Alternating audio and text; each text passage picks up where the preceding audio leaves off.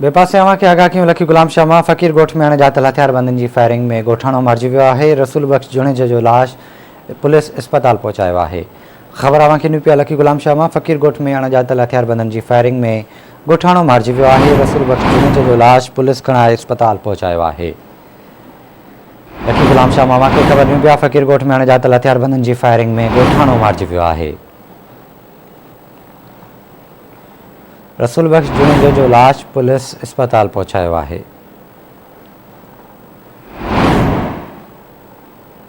ख़बर अवां शेयर कयूं पिया लखी गुलाम शाह फ़कीर गोठ में अणजातल हथियारबंदनि जी फायरिंग में गोठाणो मारिजी वियो आहे।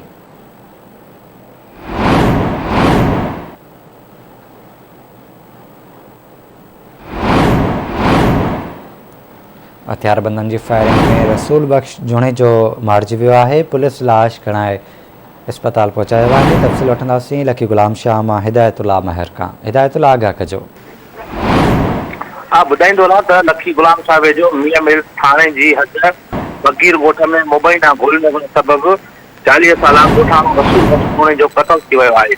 जॾहिं त वाक़िए जो असुलु कारण मालूम नाहे थी सघियो। होॾां मक़तूल रसूल बख्श जुणेजे जे वारसनि ॿुधाए त हू घर ॿाहिरां बीठल हुयो। फायरिंग जी आवाज़ ते ॿाहिरि निकितासीं त क़त्ल थियल हुयो।